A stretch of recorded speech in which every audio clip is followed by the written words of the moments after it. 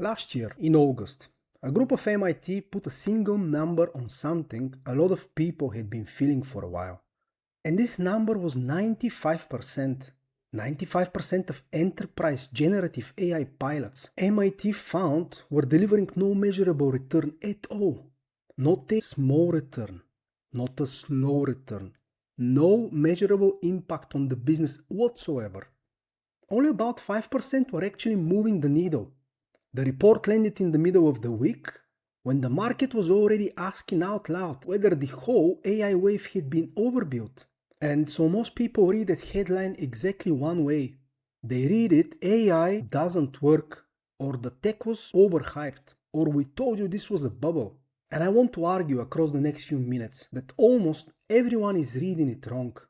Because if you actually go past the headlines and into what the report says about why those pilots failed, it stopped being a story about artificial intelligence at all. It becomes a story about operations, and it is the single best piece of evidence I have seen for something I have been saying on this channel in the whole time.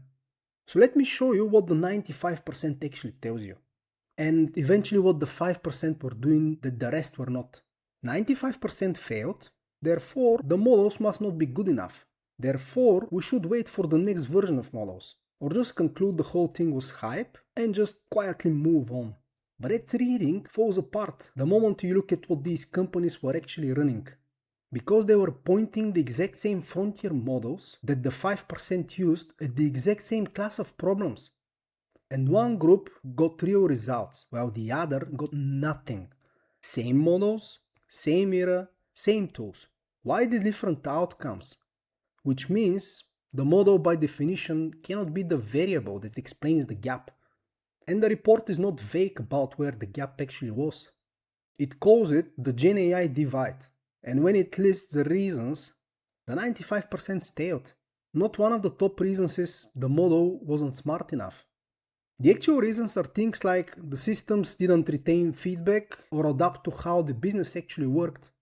The money went to the flashy front office use cases, while the real return was sitting in the boring back office. And the teams that tried to build everything in-house failed far more often than the teams that partnered and integrated properly. Read that list again, slowly, and notice what every single item has in common. None of them are machine learning problems. Every one of them is an operational problem wearing an AI costume. Okay, I want to take 3 of those that matter most. Because each one maps onto something an operator can actually control. The first one is what the report frames as a learning gap, which is a polite way of saying the tools were dropped into a business without any of the surrounding structure they needed to improve.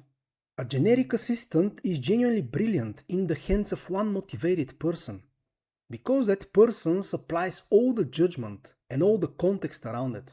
But the moment you try to run it as a system across a whole function, it will stall, because nobody built the process, the data, or the feedback loops that would let it get better instead of just staying static.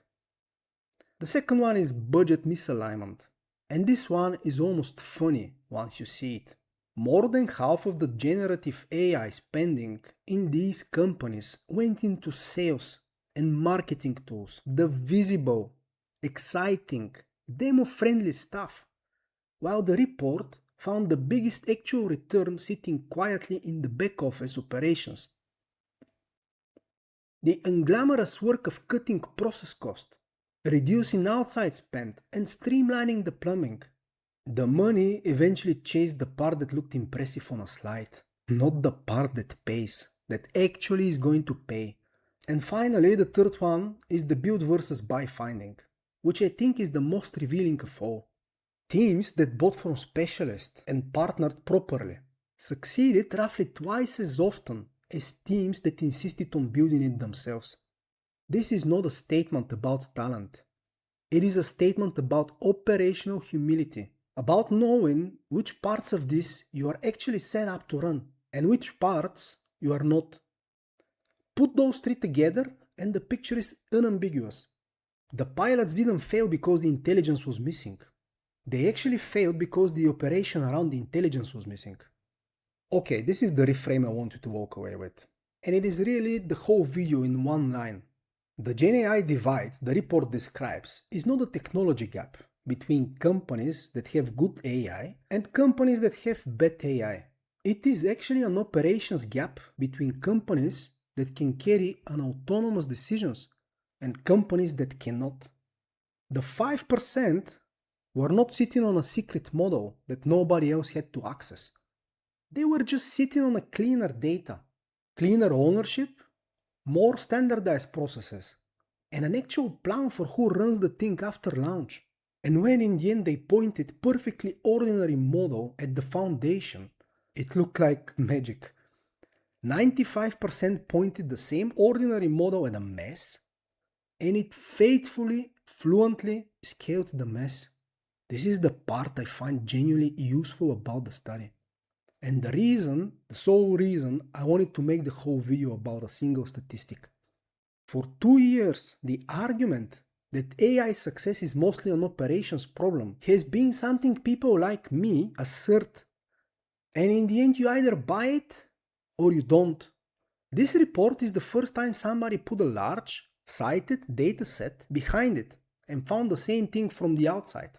The winners and losers were not separated by their models. They were separated by their operations. If you have watched this channel before, this next part will sound familiar, because the operational foundation the 5% had is the exact foundation I spent the whole series breaking down. The 5 layers of AI-ready operations. And if this is the first video of mine you have landed on, here is the entire map in 90 seconds. Because this is the thing standing between you and that 95%.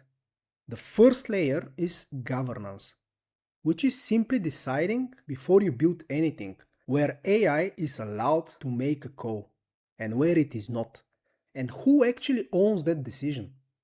The second one is your clean data, because an agent is an amplifier, and if you point it at duplicated, fragmented, contradictory data, it will scale the confusion at machine speed while sounding completely confident, which in the end, not coincidentally, is exactly the failure modes the MIT report describes. The third one is standardized process, because you cannot automate work that every team does differently.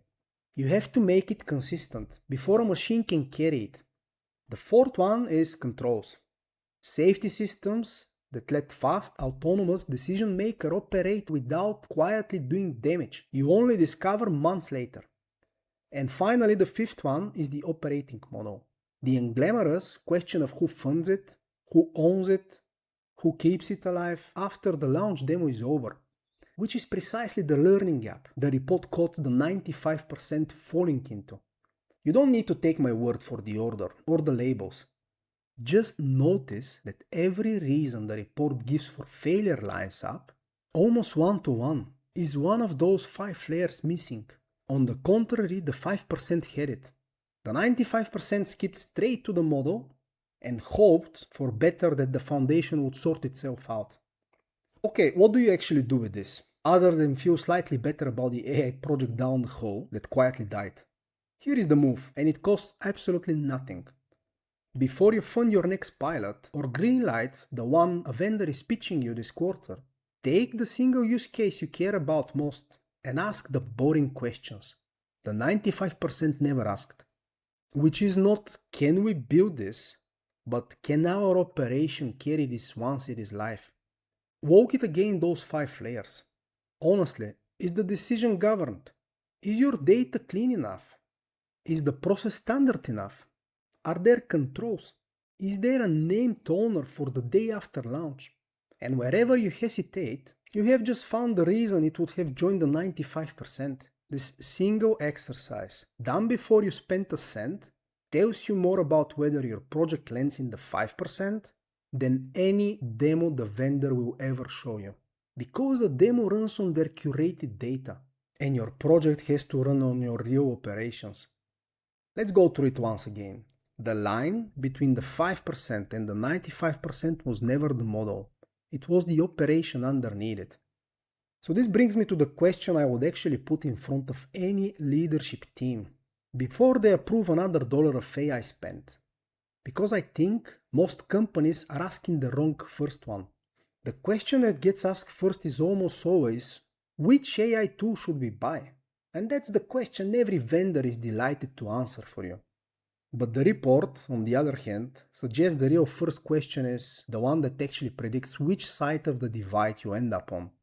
And it is, would we trust our own operational data and processes enough to let the machine making decisions from them continuously, without a human quietly checking every single output?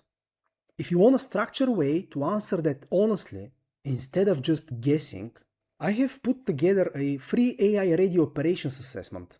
The link is in the description. It walks you through those same layers as a readiness check. You run against your own systems, so you can see in about 10 or 15 minutes which side of the 95 divide you are actually standing on. There is no email drip, no follow-up call. It is just the checklist and your honest answers. And if you would rather just keep the whole thing on one page, there is a set of cheat sheets for each layer at my website. So finally, next time somebody sends you that headline, 95% of AI projects fail, you do not have to read it as bad news. You can instead read it as the clearest confirmation of the one rule this whole channel is built on.